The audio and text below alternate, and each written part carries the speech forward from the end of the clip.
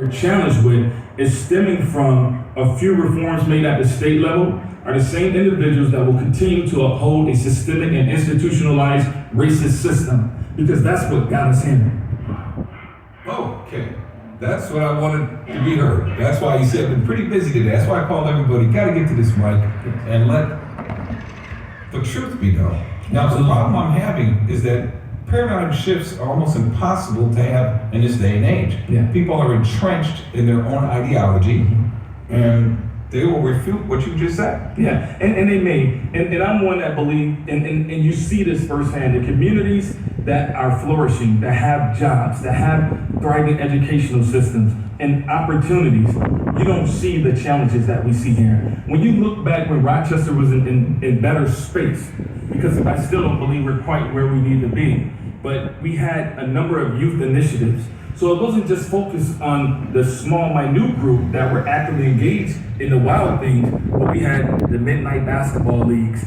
Every church in the area had a church league and a basketball team. So we have to get back to investing energy into our youth and making sure that we're giving them what they need in order to thrive. I had an opportunity to go to BOCES West and recognize some of the programs that our suburban students have access to. So one program I was absolutely impressed with was the students were actually working in a lab preparing specimens to go on slides for a doctor to look and make a diagnosis of sorts. And I'm talking a little further, and I'm like, wow, this is awesome. So how does this play out? Oh, well, we've already done a research. We know that this is a viable industry. We've already worked with Rochester Regional Health, the University of Rochester. These students, upon graduation, will make $40,000+ a year, and there's also a commitment from those institutions to pay for them to further their education once they graduate. So they're not going in that same category, taking out a student loan and going into more debt. Actually, this takeoff rate, and we have to make sure that we're intentional providing those same opportunities for students in our city school district with our $1.1 billion budget. So it's possible. We just have to make sure that we're with the garbage, and we're making demands, and we're saying, okay, let's see these projects going on in our communities, and some of our impoverished communities. We also see majority white men taking flight to the suburbs and surrounding counties once the project is done. So the question should be called to